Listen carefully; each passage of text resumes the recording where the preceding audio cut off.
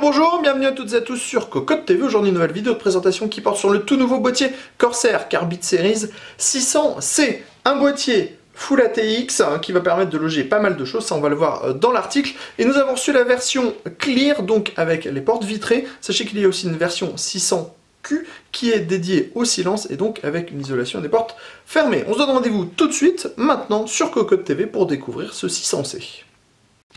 Et nous voilà donc devant le 600C. Clairement, le boîtier ne ressemble pas vraiment à ce que nous propose Corsair habituellement. On est sur quelque chose de très sobre, quelque chose de très lisse, avec des parties métalliques en fait qui courent sur le dessus et sur l'avant, avec du gris anthracite, du noir. C'est plutôt très joli et en plus c'est plutôt très bien fait. C'est une bonne nouvelle. Ensuite, vous allez le voir quand on va découvrir le boîtier en tournant autour de ce dernier.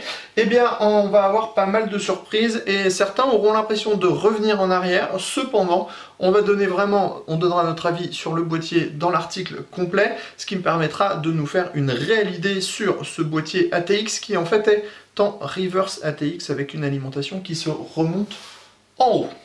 Donc, on commence avec la face avant.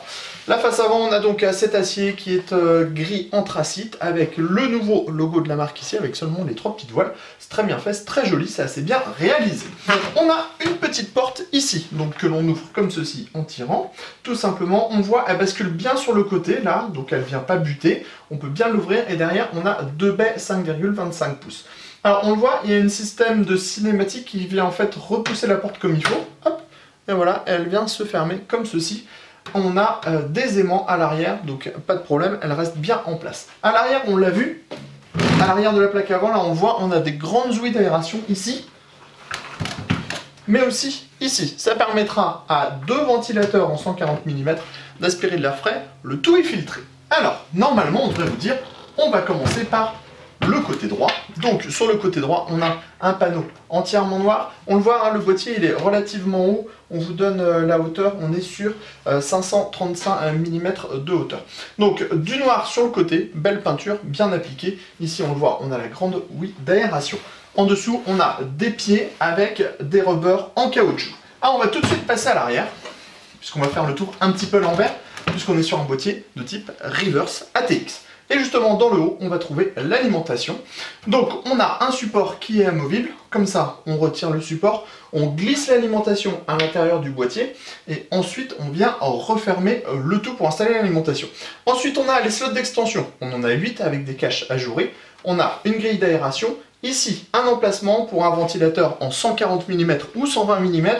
Et Corsair nous propose un ventilateur en 140 mm de base. On le voit, on a une petite possibilité de réglage sur la hauteur. Enfin, on a l'emplacement de la plaque IO-Shield de la carte mère à cet endroit.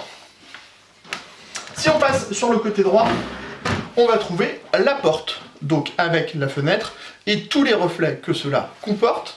Comme toujours chez Corsair, ça s'ouvre très facilement. On tire comme ça la porte.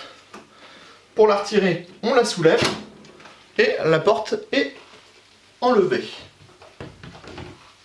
On le voit, dans le haut, on a un cache au niveau de l'alimentation, mais pas que, parce que le cache dissimule aussi en fait des emplacements 3,5 pouces, 2,5 pouces, et aussi les baies 5,25 pouces. Mais quand on aura démonté toutes les portes, vous verrez, ça sera un petit peu plus simple à comprendre. Autrement, pour le reste, on voit bien qu'on a du cable management, un accès backplate, mais ça, on va y revenir puisque pour le moment on est toujours sur la découverte extérieure du boîtier.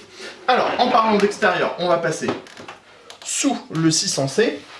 Donc sous le 600C, on le disait, on a des grands pieds avec des gros rubbers en caoutchouc et on a aussi ce grand filtre amovible qui va donc protéger différents emplacements, des emplacements qui sont en 3 x 120 mm ou 2 x 140 mm. On le voit, le tout est aimanté, donc c'est très simple à remettre en place.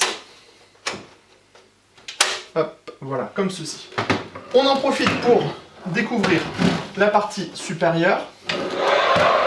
Donc la partie supérieure, elle est en acier, anthracite. On a un petit bouton anthracite ici. le dispositif pour le panneau de contrôle qui est laqué noir. On va retrouver le reset, 2 USB 2.0, 2 USB 3.0, les entrées-sorties audio. Et enfin ici, le Rhéobus avec 3 vitesses et 3 lois. On va se donner rendez-vous tout de suite à l'intérieur de ce 600C. Et vous allez le voir, mis à part que tout est à l'envers, ou plutôt dans le mauvais sens, eh bien rien ne change vraiment. Dans le bas, on a bien des passages pour le cable management, un large accès backplate. Ici, on trouve des passages de nouveau pour le cable management avec des caches en caoutchouc. On en a également un dernier tout en haut, donc on a vraiment des bonnes possibilités à ce niveau-là. On a les 8 slots d'extension. On a les 8 slots d'extension à l'arrière avec montage par vis à main. On retrouve le ventilateur en 140 mm, l'emplacement pour la plaque IO-Shield de la carte mère. Dans le fond, ici, on a 3 emplacements en 120 mm ou 3 emplacements en 140 mm. On pourra placer ici du radiateur de water cooling en 360 mm maximum. Si on se met à l'avant, on découvre 2 ventilateurs en 140 mm. On pourra mettre du radiateur de water cooling en 280 mm maximum. On pourra bien sûr changer le tout pour des modèles en 120 mm si on a envie. Et sachez que c'est filtré par devant, comme en dessous par exemple. Enfin, dans le haut, on a donc ce cache, en fait, qui vient protéger toute une partie pour les ODD, les disques durs et l'alimentation. Alors, on va vous montrer ça de l'autre côté parce que c'est beaucoup plus simple. On tourne comme ceci le boîtier et on voit l'arrière donc de ce 600C. Ici, on a les deux baies 5,25 pouces, c'est accessible, on a les 2 emplacements, on pousse les lecteurs et ils seront bloqués automatiquement. Ensuite, on a ici la partie où viendra s'installer l'alimentation. On a cette grille-là pour que l'alimentation puisse respirer correctement. On a des petits patins en caoutchouc pour pas que ça vibre. Donc ici, on pourra faire passer les câbles à plein d'endroits pour pouvoir dispatcher les câbles modulaires aux différents composants de votre boîtier. Ensuite, ici, on a 2 paniers HDD ou SSD en 3,5 pouces, 2,5 pouces, avec système de montage automatique et des gros rubbers en caoutchouc qui devraient être pas mal efficaces.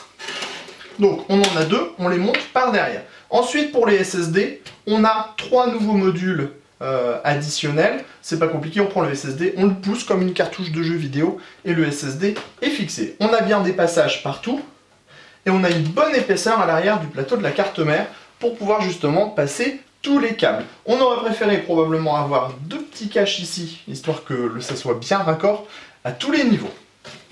Alors, que vous dire de ce boîtier pour le moment?